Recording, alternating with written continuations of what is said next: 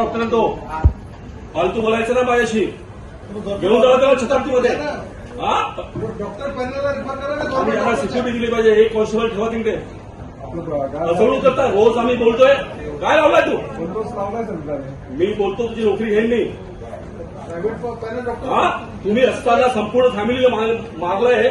10 दिवस झाले तुम्ही आरोपी अटक करताय आणि खोटं उत्तर देता मला. मी जे बोलतो ते बोलायचं.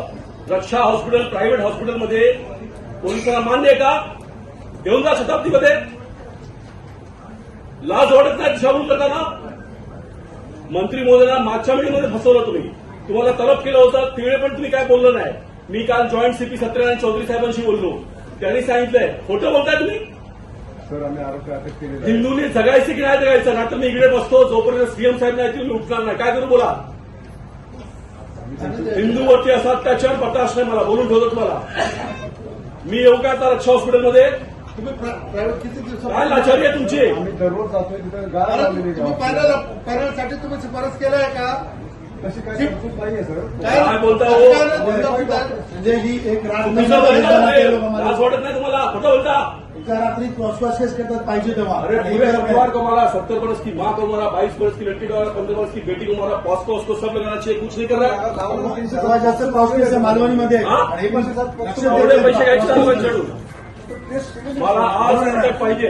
नाहीतर मी बसू का आंदोलन सांगा. मी मंत्रीमध्ये आले तर अरे झूठ बोलता आपको. रक्षा हॉस्पिटल एक प्राइवेट नर्सिंग होम में आरोपी इतने दिन से एडमिट है. हाथ नहीं लगा रहा है उसको. सर डिस्चार्ज मिला. 15 वर्ष की लड़की को मारा. 70 वर्ष की माँ को मारा. ये आदमी है इसको जला डालने की कोशिश किया. लाश वाटत नहीं तुम्हाला. साहब मैं बैठ जाऊंगा इधर जब तक ये अरेस्ट करते हैं. ये हिंदू का जीना मुश्किल कर दिया है. मालवणी मतलब पाकिस्तान तो नहीं हुआ ना. आपकी दिशाभूल कर रहा है. पिछले मीटिंग में भी दिशाभूल किया इसने. इसकी क्या मजबूरी है सर? काय कर मला आत्ता आदेश पाहिजे तो रक्षा हॉस्पिटलमधून. काय झालं सांगा. सर मी मागे गोरेगाव डिव्हिजनचा आहे ज्युडिशियल वेगळं आहे. कारवाई करून घेतो.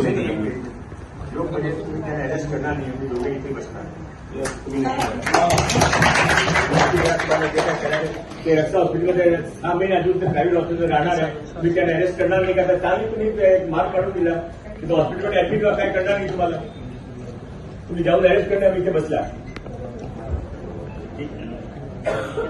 1 तासमध्ये तुम्ही अरेस्ट नाही केला त्याने तर मी तिथे तुमच्या पोलीस समोर रोडवर धंदावर बसतो.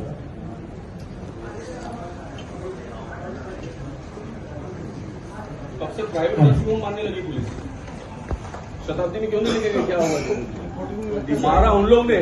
आप जाइए उसको अरेस्ट करके लाइए. गवर्नमेंट का मारा है. उनके सामने लोग उनको बोलते हैं हम क्रॉस केस करेंगे आपके ऊपर. और एक मिनट विनोद जी सिर्फ आप चला लीजिए मीटिंग. बोलने तो दीजिए. आप उसको अरेस्ट करने जा रहे हैं कि नहीं जा रहे बताइए. आप जाइए अरेस्ट करके लाइए उसको. अरेस्ट करके हमको फोन करिए. अरेस्ट किया तब तक हम बैठे यहाँ. नहीं तो मैं आपको रिक्वेस्ट करके कह रहा हूँ. मेरे को 1 घंटे बाद में रोड पर आके बैठेंगे हम लोग. बाहर अंदर नहीं आएंगे. रोड पर आके बैठेंगे.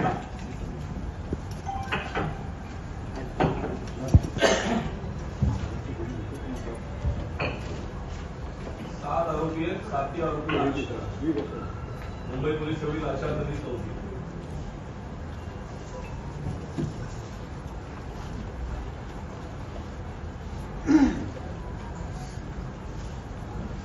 इनका कोई सीनियर नहीं है क्या? तो डीसीपी कोई नहीं है और आपके अंदर से नहीं आता. नहीं डीसीपी कौन है इसका? चालू चालू. डीसीपी कौन है?